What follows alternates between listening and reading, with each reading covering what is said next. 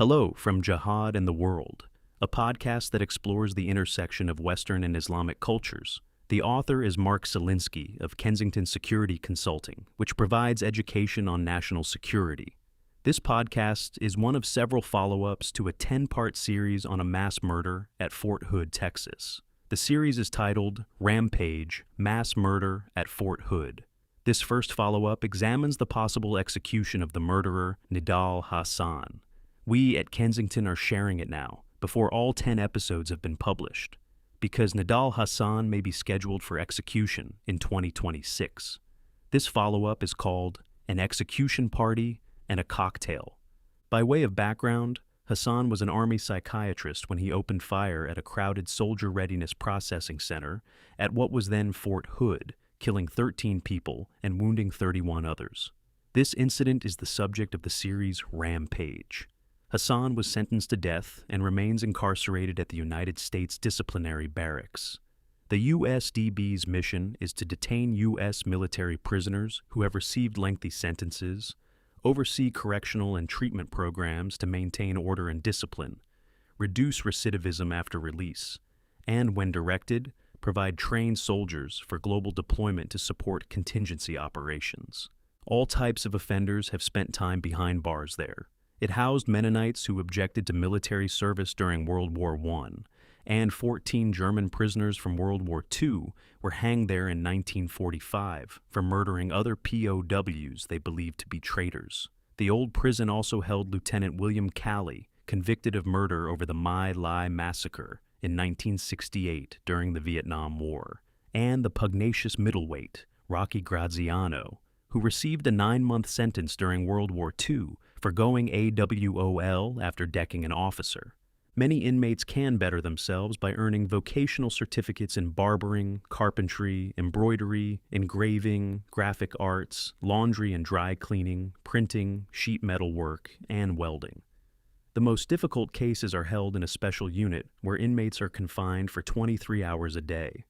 They do not share meals with other inmates, nor can they walk the halls without being shackled. There are no pickup basketball games in the yard or weightlifting routines for maximum security prisoners. If exercise facilities were available, Nidal Hasan would not be able to use them because he is confined to a wheelchair after being paralyzed from the waist down due to gunshot wounds. He resides in one of several small, secure cells called Death Row, waiting for the day he will be strapped to a gurney and executed. Military executions. The United States Army executed 36 soldiers during World War I by hanging. 11 of these hangings took place in France, while the remaining 25 were carried out in the continental United States. In World War II, the military executed 142 soldiers and other members of the armed forces. The U.S. Navy has not executed any of its servicemen since 1849. The prisoners were usually shot or hanged. Today, he will likely be killed by a cocktail of poisons injected into his veins. This is what awaits Nidal Hasan. Firing squad, the execution party. Cause 8 rifles to be loaded in his presence. Not more than 3 nor less than 1 will be loaded with blank ammunition.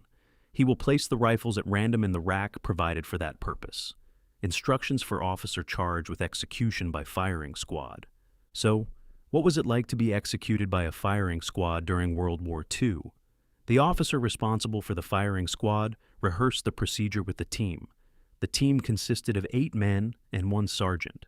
A chaplain would accompany the prisoner and confirm that a medical officer was present at the scene. The officer would check that the post securing the prisoner was sturdy and that the rings were secure. He would decide how many of the rifles would have blanks, randomly selecting between 1 and 3 of the 8 rifles in the designated rack. A black hood covered the prisoner's head. A 4-inch round target was placed above his heart. The prisoner's arms should be secured either behind his back or at the waist in front, either before or immediately after being received by the guard. The dead march and a lively air. Sometimes music accompanied the execution. If so, the escort will then proceed to the execution site with the band playing the Dead March. The officer read the charge, findings, sentence, and orders aloud to the prisoner. He then raised his right arm vertically overhead, palm forward, fingers extended and joined. The execution party will come to the ready position. When the officer raises his arm to a straight, horizontal position and shouts, "Aim!" he then drops it, commanding, "Fire!" At this signal, the men in the party fire into the prisoner's heart. The officer then examines the now shot prisoner and administers the coup de grace if necessary. He then dismisses the men. The execution party is over. This is generally what happened to Private Eddie Slovak toward the end of World War II, when he was executed for desertion. Since January 31st, 1945, no American soldier has been executed for desertion. We at Kensington believe that the execution scene in the movie The Execution of Eddie Slovak was accurate, death by hanging. Most Army executions in the United States have been conducted by hanging. The officer in charge may secure the prisoner's arms in front or behind him and fasten them to a belt. In consultation with a medical officer, he will determine the drop necessary for a proper execution. The lightest weight listed on the standard drop chart was 120 pounds or less. The required drop is 8 feet 1 inch. For much larger men and women, the heaviest weight is 220 pounds, and the height is just 5 feet 0 inches. One day before, the execution is rehearsed with a sandbag. The most well-known U.S. Army hangman was Master Sergeant John C. Woods. During 1944 and 1945, the tough Master Sergeant Woods, with a questionable background, executed about 30 U.S. soldiers sentenced to death. After the war, he hanged dozens of Nazi war criminals at Landsberg Military Prison, often working alongside the German Johann Reichhardt, an official executioner of Nazi Germany. Woods claimed to have carried out 347 executions over a 15-year career. The British movie Pierre Point captures the career of executioner Albert Pierre Point, Britain's last hangman. One scene focuses on the hanging of German war criminals, and we believe that it, and the movie in general, is accurate. Lethal injection. All of this history is not relevant to Nidal Hasan's planned execution. He will not be hanged or shot. Instead, he will be poisoned with a lethal cocktail. The last time the U.S. military executed a service member for a capital crime was on April 13, 1961. Since then, the federal government and state governments have moved to lethal injection. Traditionally, lethal injections have used a 3-drug cocktail: sodium thiopental for sedation, pancuronium bromide to paralyze the muscles, and potassium chloride to stop the heart. However, in 2011, the only U.S. manufacturer of sodium thiopental ceased production due to its use in executions. That same year, the European Union banned the export of sodium thiopental, along with other barbiturates used in executions, requiring companies to ensure that their exports would not be used for lethal injections. Etomidate is the latest drug to be used in capital punishment in the U.S. Etomidate is a type of intravenous anesthetic that knocks the prisoner unconscious. Another chemical, rocuronium bromide, paralyzes the inmate before the third. Potassium acetate stops his heart. When all 3 of these drugs course through Hasan's veins, he will be dead. Who looks forward to Hasan's execution?